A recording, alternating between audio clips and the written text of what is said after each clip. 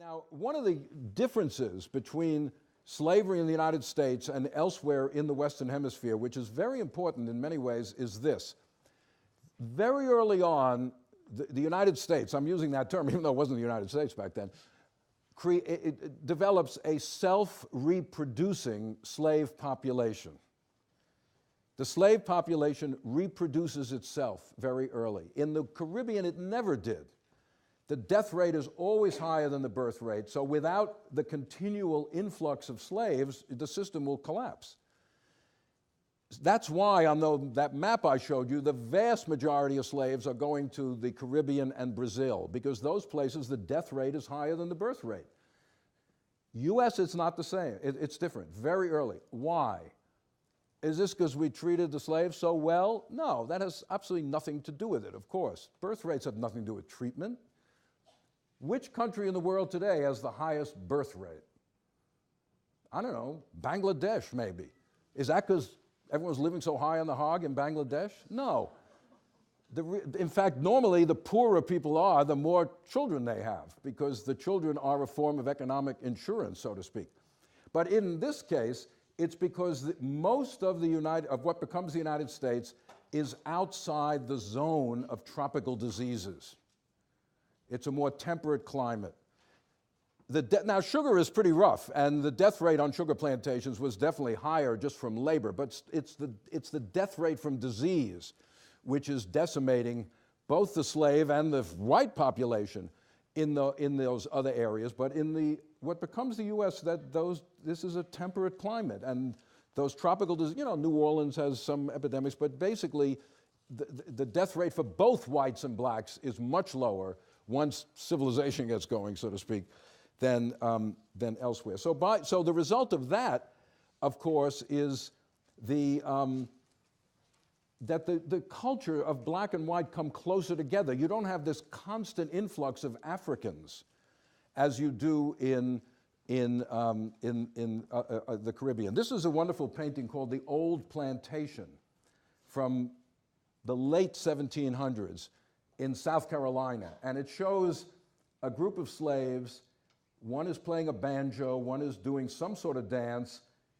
These are African things. The dance is an African dance, the banjo is an African instrument, and yet they are wearing European-type clothing. I mean, in a way, this painting illustrates the closing of the gap in some ways between black and white culture, so to speak, in U.S.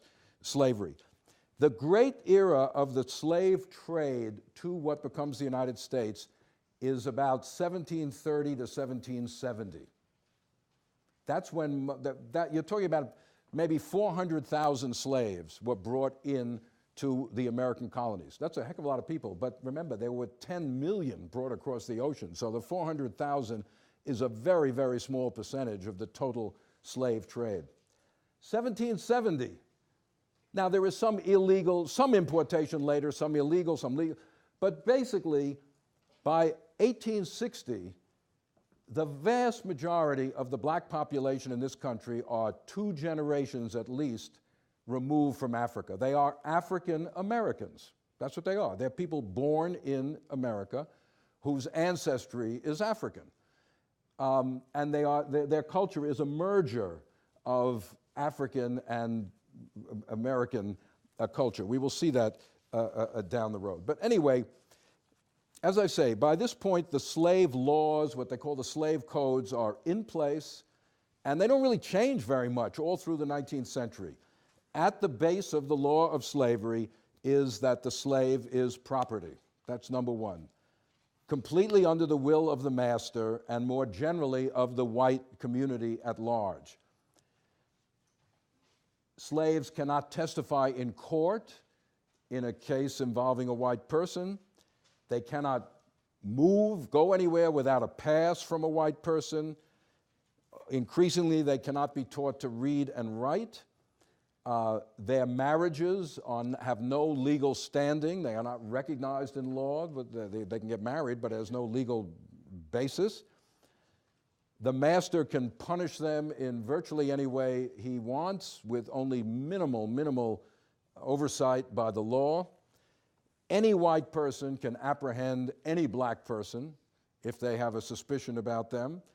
And as property, slaves can be bought, sold, rented, willed, sued for in court, etc.